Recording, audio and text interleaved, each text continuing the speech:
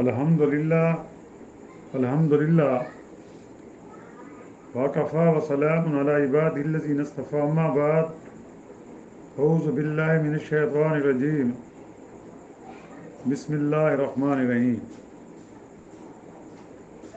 ام للانسان ما تمنا کہ ہر شخص جو آرزو کرے اس سے میسر ہے فللہ الآخرۃ والاولیٰ اللہ ہی کے ہاتھ میں ہے یہ جہاں اور وہ جہاں وَكَم مِّن مَّلَكٍ فِي السَّمَاوَاتِ لَا تُغْنِ شَفَاعَتُهُمْ شَيْئًا إِلَّا مِن بَعْدِ أَن يَأْذَنَ اللَّهُ لِمَن يَشَاءُ وَيَرْضَىٰ اور بہت سے فرشتے آسمانوں میں ہیں جن کی سفارش کچھ بھی نفع نہیں دے سکتی مگر یہ اور بات ہے کہ اللہ تعالیٰ اپنی خوشی اور اپنی چاہت سے جس کے لیے چاہیں اجازت دے دیں ان الذین لا یؤمنون بالآخرۃ لیسمون الملائکۃ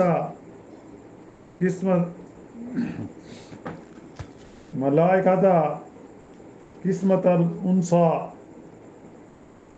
بے شک جو لوگ آخرت پر ایمان نہیں رکھتے وہ فرشتوں کا زنانہ نام مقرر کرتے ہیں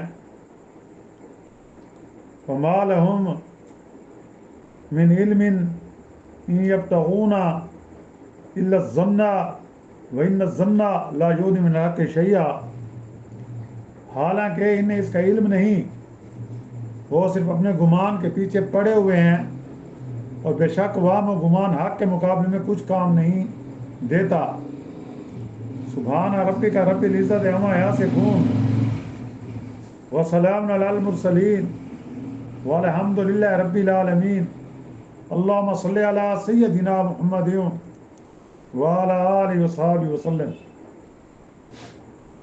پارہ 27واں سورۃ النجم کی آیات مبارکہ 24، 25، 26، 27 اور 28 کی تلاوت کی گئی ہے۔ جیسا کہ گزشتہ درس میں ذکر ہوا تھا کہ کفار مکہ ایک تو شرک پرستی میں مبتلا تھے، اللہ کے ساتھ دوسری ہستیوں کو معبود سمجھتے تھے اور ساتھ بت بنائے ہوئے تھے، مورتیاں بنائے ہوئے تھے جنہیں خانہ کعبہ اور حرم میں رکھا ہوا تھا جو تقریباً 360 کے قریب تھے۔ اس کے علاوہ مختلف علاقوں میں ان کے بت تھے، کسی کا نام لات تھا، کسی کا نام منات تھا اور کسی کا نام حبل تھا، کسی کا نام جیسا کہ ذکر ہوا ہے پہلے بھی عزا تھا۔ یہ ان کے بڑے بڑے اپنے علاقے میں بت تھے، کوئی طائف میں تھا، کوئی طائف اور مکہ کے درمیان تھا، کوئی مدینہ اور مکہ کے درمیان تھا۔ جہاں یہ جاتے تھے طواف کرتے تھے، چڑھاتے تھے جیسا کہ آج ہم مسلمان لوگ مختلف مزاروں پر جاتے ہیں، چڑھاوے چڑھاتے ہیں، وہاں نیازیں دیتے ہیں۔ تو وہ کہنے لگے کہ یہ جو فرشتے ہیں یہ اللہ کی بیٹیاں ہیں۔ تو اللہ نے کہا یہ کتنی ناانصافی کی ان کی تقسیم ہے، اپنے لیے تو بیٹے پسند کرتے ہو اور اللہ کے لیے بیٹیاں۔ بھئی اللہ تعالیٰ ان چیزوں سے پاک ہے، اللہ تعالیٰ واحد ذات ہے، اس کا کوئی شریک نہیں، اس کا کوئی ثانی نہیں، نہ وہ کسی کا باپ ہے، نہ وہ کسی کا بیٹا ہے، نہ اس کی کوئی اولاد ہے، اور تم نے خواہ مخواہ اللہ کے ساتھ یہ الزام دے دیا۔ جب تم قیامت کے دن اللہ کے دربار میں پیش کیے جاؤ گے تو پھر تمہیں پتہ چلے گا کہ ہم نے دین حق کو قبول نہیں کیا تھا۔ اس وقت تمہیں پچھتاوا ہوگا، یہ تمہاری اٹکل کی باتیں۔ اور جیسا کہ آج آیات مبارکہ پڑھی گئی ہے، عامل الانسان ما تمنا، کیا ہر شخص جو آرزو کرے اسے میسر ہو۔ یعنی جو شخص جو چاہے وسائل سے ہو جائے، پھر تو یہ دنیا کا نظام نہیں چل سکتا. ہر آدمی کی خواہش فوراً پوری ہو تو یہ دنیا کا نظام کیسے چلے گا؟ بھئی جب آپ دعا کر سکتے ہیں اور اللہ تعالیٰ جب دیکھتے ہیں تو آپ کی دعا قبول ہو جاتی ہے. یعنی یہ جو چاہتے ہیں، یہ جو کفار چاہتے ہیں، اشارہ ان کی طرف ہے کہ ان کے یہ معبود انہیں فائدہ پہنچائیں گے، ان کی سفارش کریں گے. یہ ممکن نہیں ہے. یہ تو پتھر کی مورتیاں ہیں، یہ تم نے ہاتھوں سے بنایا ہے، ان میں تو روح بھی نہیں ہے. اور جن ہستیوں کو تم نے معبود بنایا ان کی تو روح نکل چکی ہے، وہ تو بے جان لاشیں ہیں، اور پتہ نہیں قبر کے اندر وہ کیسے بنے ہیں، ان کی کیا حالت ہے. یہاں تم کہتے ہو جو ہم آرزو کریں گے یہ ہمیں قیامت کے دن جو بخشوائیں گے. اللہ نے تمہاری ہدایت کے لیے نبی کریم صلی اللہ علیہ وسلم کو بھیجا، خاتم النبیین بنا کر بھیجا، جن کی ساری زندگی تمہارے درمیان گزری ہے. نبوت کے اعلان کرنے سے پہلے تم صادق اور امین کہتے تھے نبی کریم صلی اللہ علیہ وسلم پر، اپنی امانتیں آپ کے پاس رکھتے تھے، اس وقت تو وہ سچے تھے. اب جب اللہ نے ان پر وحی کی، اللہ نے ان کو نبوت کا تاج پہنایا، اللہ نے انہیں خاتم النبیین بنا کر بھیجا، تو تم کہتے ہو کہ ہم نہیں مانتے. تم کہتے ہو یہ ہمارے معبودوں کی مخالفت کرتا ہے. تم کہتے ہو ہم اپنے معبودوں کو چھوڑ کر صرف ایک خالق کی عبادت کریں. یہ کیسی باتیں کرتے ہیں؟ یہی تم پھر یہ بھی کہتے ہو کہ یہ جو معبود ہیں جن کو ہم نے، اگر پہلے تو تمہارا یقین نہیں ہے ابھی قیامت آئے گی، تم کہتے ہو ہم مار جائیں گے، مٹی میں مٹی ہو جائیں، پھر دوبارہ زندہ نہیں کیے جائیں گے. اور پھر کہتے ہو کہ اگر زندہ بھی کیا جائیں تو پھر یہ معبود، یہ جو ہمارے بت ہیں جن کی ہم پوجا پاٹ کرتے ہیں، یہ ہماری سفارش کریں گے. یہ تو تمہارے ساتھ، یہ جو تم خود ہاتھوں سے بناتے ہو مورتیاں معبود، یہ تمہارے ساتھ جہنم کے، تم جب ایندھن بنو گے تو یہ بھی تمہارے ساتھ جائیں گے. تو پھر تم ان کو کہو گے، یہ تو کیا تمہیں جواب دیں گے؟ یہ تو ویسے بھی پتھر ہیں.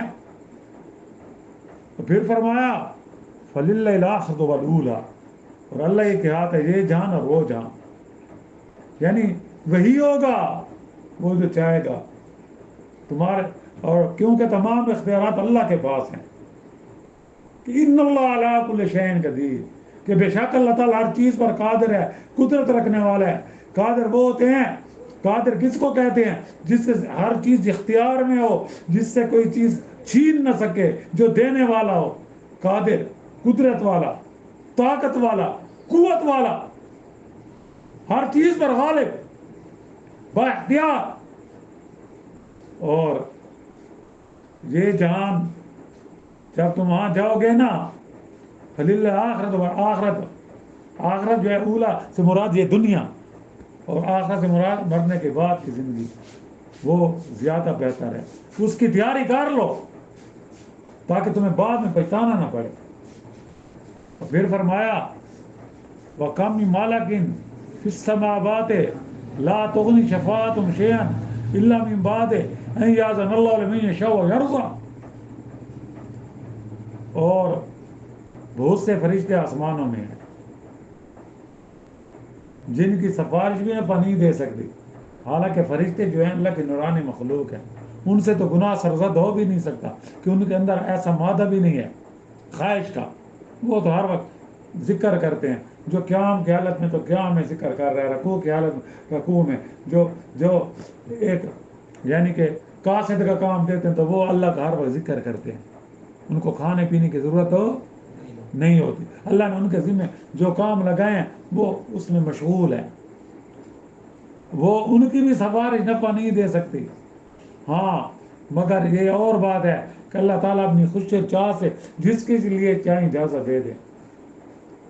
یعنی فرشتے اللہ کی مقرب ترین مخلوق ہیں.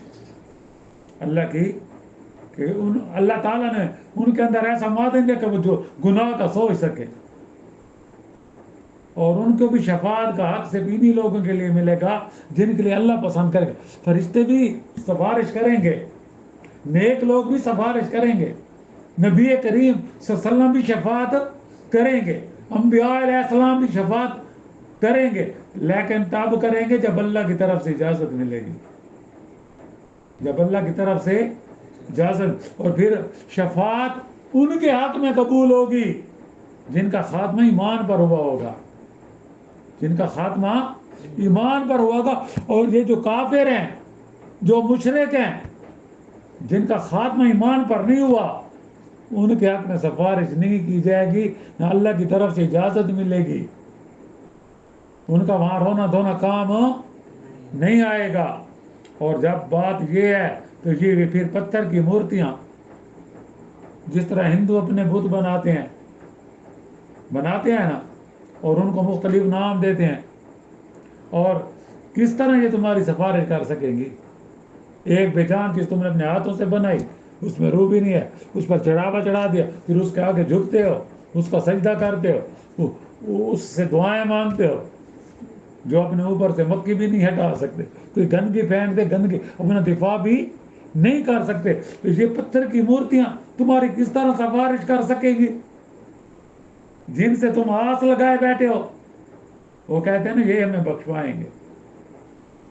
اللہ تعالیٰ مشرکوں کے حق میں سفارش قبول نہیں کریں گے، اللہ تعالیٰ کافروں کے حق میں سفارش قبول نہیں کریں گے، اللہ منافقین کے حق میں سفارش قبول نہیں کرے۔ جس کی موت کفر پر ہوئی، اللہ تعالیٰ ان کے حق میں سفارش قبول نہیں کریں گے، اللہ تعالیٰ ان کے حق میں سفارش قبول کریں گے جن کا خاتمہ ایمان پر ہوگا۔ اللہ سے دعا کرو کہ اللہ تعالیٰ ہمارا خاتمہ ایمان پر فرمائے، تاکہ ہم بھی نبی کریم صلی اللہ علیہ وسلم کی شفاعت کے مستحق ہو جائیں۔ اور جب کہ شرک اس کے نزدیک ناقابل معافی ہے، یعنی کہ اللہ تعالیٰ نے کہہ دیا میں ہر گناہ کو بخش دوں گا، لیکن مشرک کو نہیں۔